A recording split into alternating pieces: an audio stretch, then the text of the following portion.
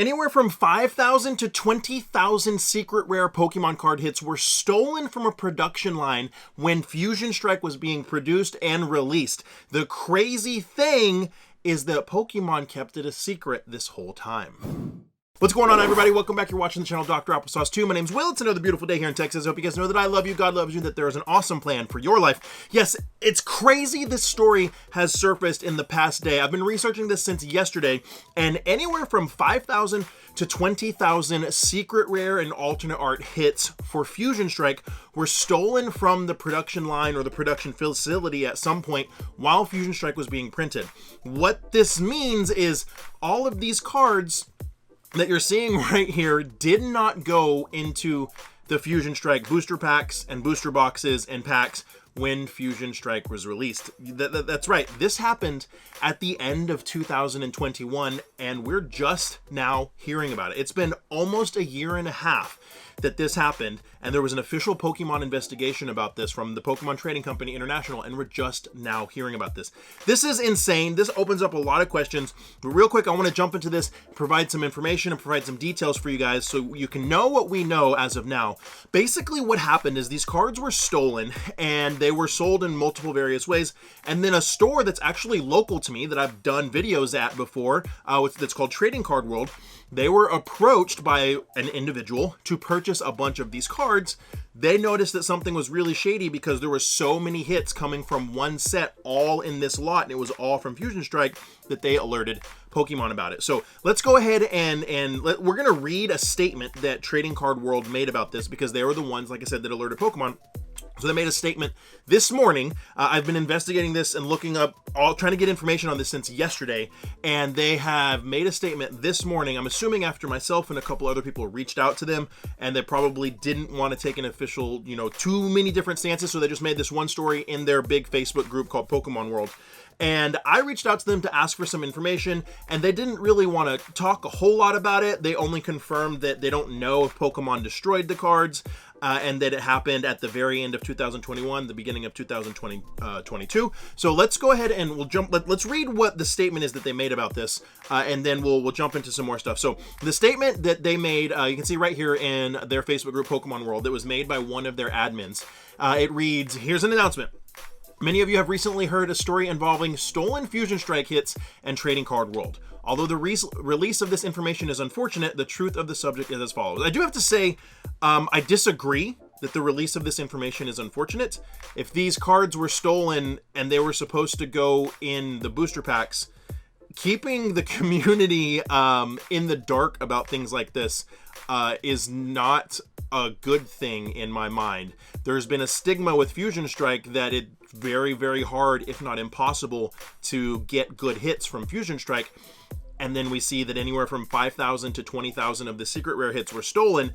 That could add up to why it was so hard to get hits from it. That's just my opinion right there. So let's go back to their announcement. Here's all the facts. Trading Card World was approached by an individual inquiring if we were interested in purchasing hits from the set. Trading Card World reviewed pictures from the seller and advised that they were either fake or stolen, realizing the amount of packs it were required to obtain that quantity of hits from the same set. It seemed clear that either one or the other was true. Basically saying there's so many hundreds and hundreds of cards. You can see in the picture, there's like hundreds of the alternate art Gengars, hundreds of the alternate art Mews, hundreds of the alternate art Espeons. You would have had to open so many tens of thousands of packs to hit all those. The only conclusion is that they were either fake or that they were stolen. The seller explained his connection and the source. So the seller told them his connection to Pokemon, and Trading Card World immediately contacted Pokemon through the proper channels. The information was sent up the corporate ladder. Given the seriousness of the situation, a high-ranking Pokemon official contacted Trading Card World. Pokemon Corporation and Trading Card World worked together to successfully retrieve and return the cards. And that's where this picture comes from, is once the cards were retrieved, that this is them, I'm assuming, inventorying all of the cards and then returning them to Pokemon. Pokemon Corp acknowledged Trading Card World for their critical contribution to the recovery of these stolen items. It was the largest return of stolen property to date. Trading Card World was asked to keep this information confidential while an active investigation was underway. With respect to that request, Trading Card World has kept this story and their important involvement out of the spotlight. So that right there, that investigation is completed. Trading Card World has said officially that the investigation has been completed. And when I asked them if they knew that if the cards were destroyed or not, they said they don't know exactly what Pokemon did with the cards. I'm assuming Pokemon destroyed the cards. I guess it's possible that they could have put them back into reprints of Fusion Strike. I don't see that being feasible, but I'm assuming they destroyed the cards. So there's a few things here that I find alarming, and I have a few more things that I want to show you, but a couple of the things that I find alarming here is we got to understand Fusion Strike released in early or about mid-November of 2021. This investigation, this whole process happened at the end in December of 2001 and the beginning of 2022, right after Fusion Strike released, right when Fusion Strike was still the main set being pushed and on the shelves that Pokemon needed to sell out. When all of this went down is when Fusion Strike was still the newest set. That means that Pokemon realized all of these were gone and kept it a secret while people were still buying Fusion Strike.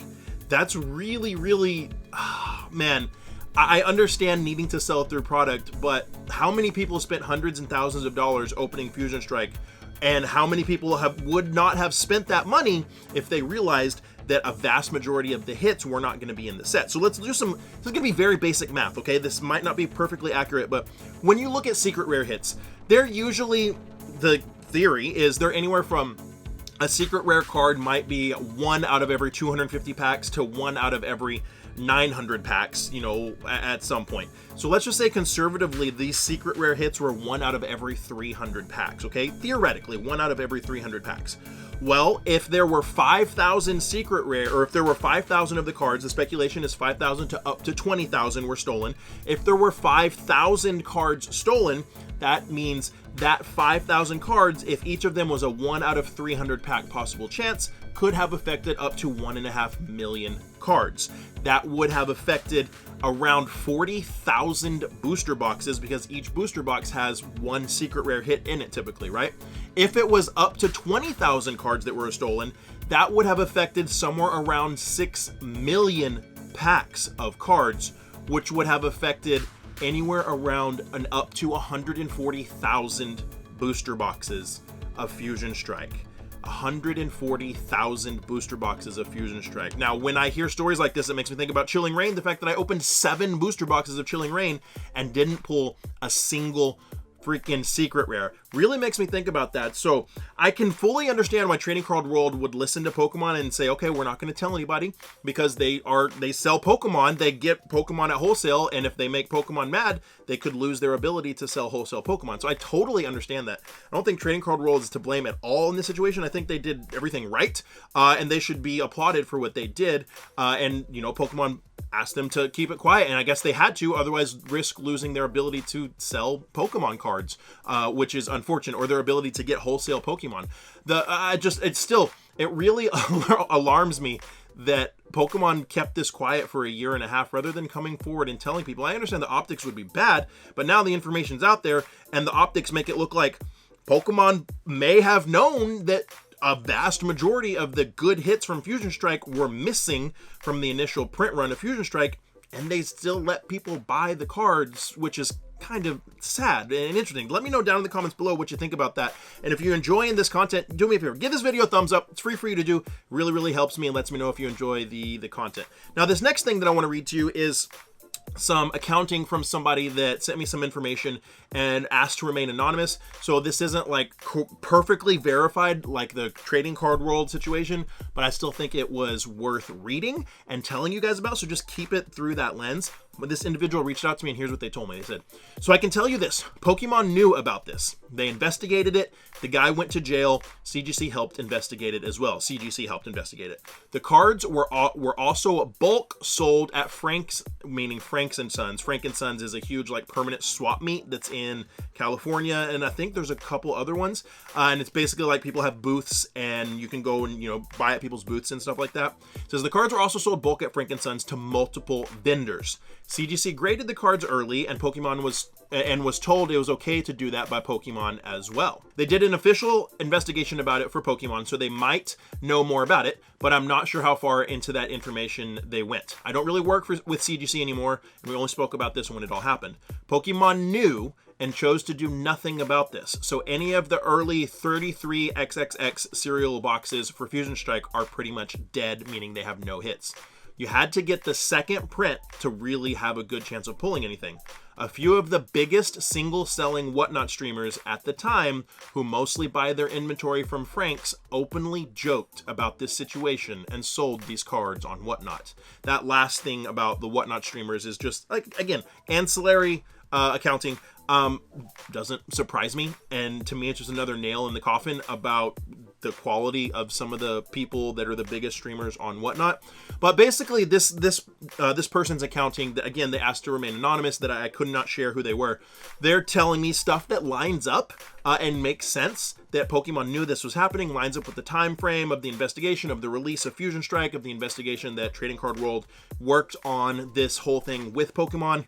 And the fact that they knew that this was happening and didn't say anything, and that they knew that certain, boxes or certain booster boxes would not really have very many hits on it is a letdown. It's kind of unfortunate, but this whole entire situation is absolutely crazy. Like, how does this happen? The individual that actually got the cards out of the facility, I'm hearing, was caught relatively easily, but they got the cards out of the facility and then very quickly disseminated them to other people. So they found the individual that got the cards out of the facility, but then finding where all the other cards went, they got, were apparently in, if it was a Frank and Sons in California, and then they made their way down here to Texas, and then who knows where else they made their way. They got all over the place. But just looking at the photo, you see massive stacks of Espeons and massive stacks of Gengars and massive stacks of Mews, like hundreds and hundreds in that stack. And again, this picture is from the investigation where they were inventorying everything, I'm assuming after they had reclaimed the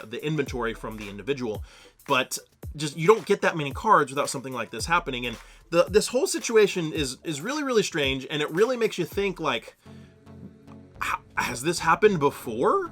Has this happened with other sets? What exactly leads to this, and why wouldn't Pokemon want to tell people about this and be upfront and honest, be like, hey, this happened and here's how we fixed it? I just want to encourage you guys to find somebody that you can love and serve today and be the change you want to see in the world. And seeing info like this is one of the ways that I try and be the change that I want to see. I want to help people learn. I want to help people understand, and I want to let people know the reality of things that are going on. I still love Pokemon. This doesn't change me from loving Pokemon. This is going to keep me from collecting Pokemon, but it does make you think. What if this has happened with other sets? What if this picture that is being shared on Reddit from Evolving Skies, where somebody has dozens of Moonbryons and dozens of alternate art Rayquaza VMAXs, what if this happened with Evolving Skies as well?